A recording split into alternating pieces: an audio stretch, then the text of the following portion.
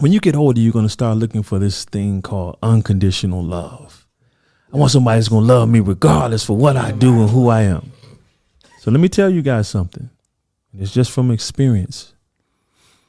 The closest you will ever get to that on earth is the love of a good mother.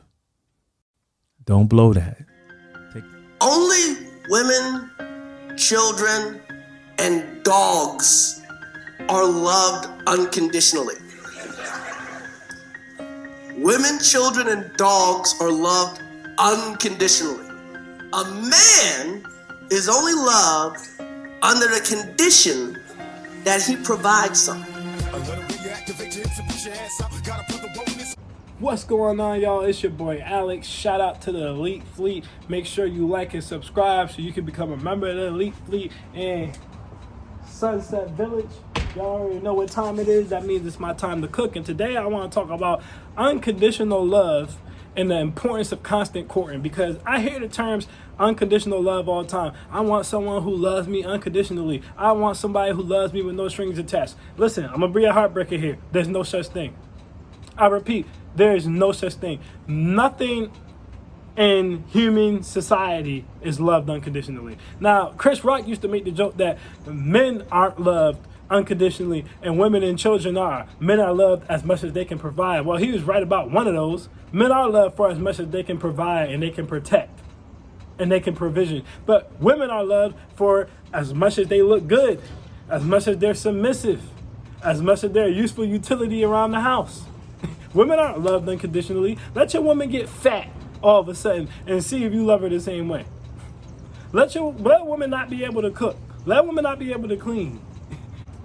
Let something happen where, for whatever reason, she can't let you beat anymore, and then see if you still love her the same way then. See if that love's unconditional then. Kids aren't even loved unconditionally, guys. Kids are loved by circumstance too. This is why there's so many kids who are abandoned. This is why there's so many kids who are abused. This is why there's so many kids who are in foster homes. Okay? This is why, I ain't gonna say the word, but this is why Roe v. Wade is a big topic right now. So to even think that kids are loved unconditionally, no, they're not.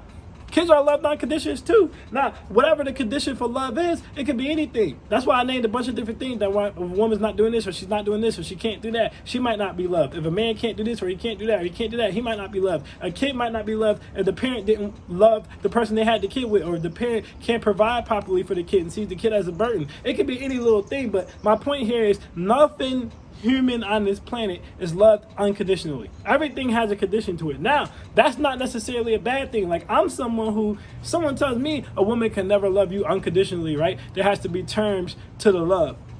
That doesn't bother me, because irregardless of whatever she loves me for, I'm going to be that, and I'm going to be it times 10, because I'm always myself. So if she loves me, for example, because she thinks I'm funny, I'm not going to stop being funny. To stop being funny with me, now I'm going to stop being Alex. I'm not going to stop being Alex. If she loves me because I'm smart, I'm not going to stop reading. I'm not going to stop going spiritually.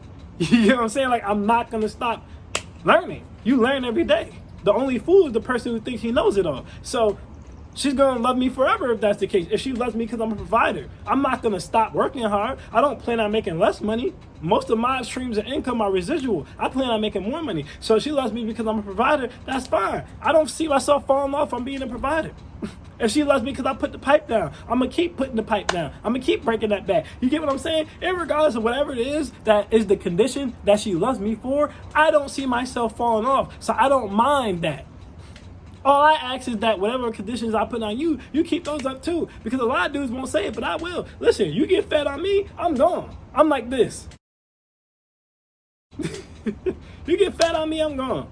All of a sudden, you stop cooking, you won't clean anymore, I'm gone.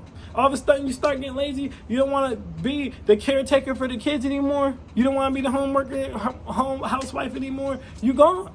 Because those are my conditions. Now, that doesn't mean I don't have love for you. I'll still have love for you, but I won't be in love with you, and you won't be in my house, you won't be my wife. So me knowing I look at it that way, I don't have a problem with someone else looking at it that way. And that's why I wanted to talk about the importance of constantly courting. I feel like one of the biggest reasons so many marriages fail, so many relationships fail, is because people want that unconditional love. But unconditional love at the end of the day causes complacency.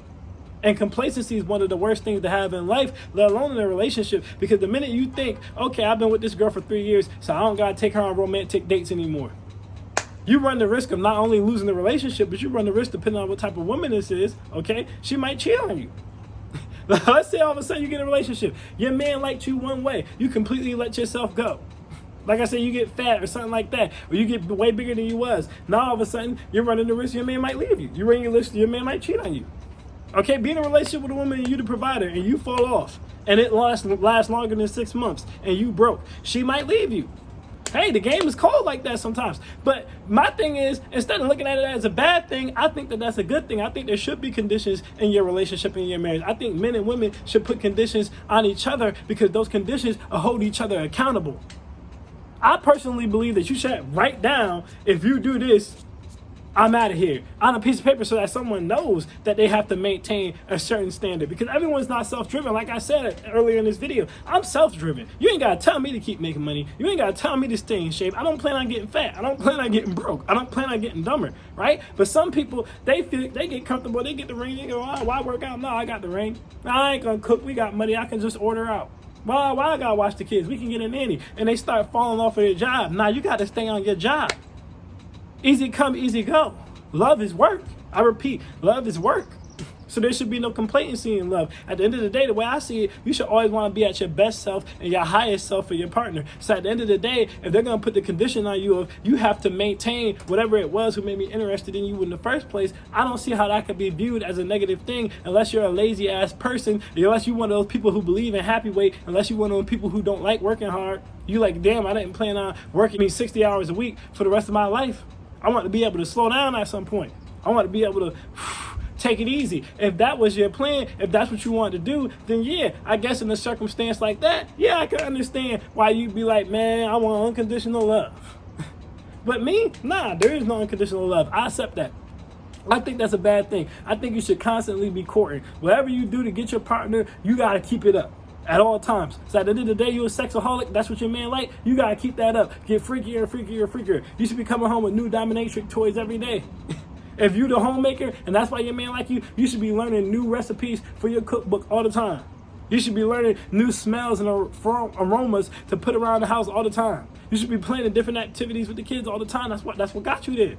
If you love your woman, if you like your woman, if she holds you down and you know, yo, I'm providing everything, you better work, you better double down and keep providing. If you taking her on dates and you spoiling her, you better keep spoiling, you better keep taking her on dates. It's no time to take your foot off the gas. I don't believe in taking your foot off the gas. Because I don't believe in taking your foot off the gas, I don't believe in unconditional love. And the fact that I don't believe in unconditional love doesn't bother me, because like I said, I'm going to always hit my conditions. I'm always me, I'm always myself, and I always plan on being a better version of myself. So it doesn't bother me.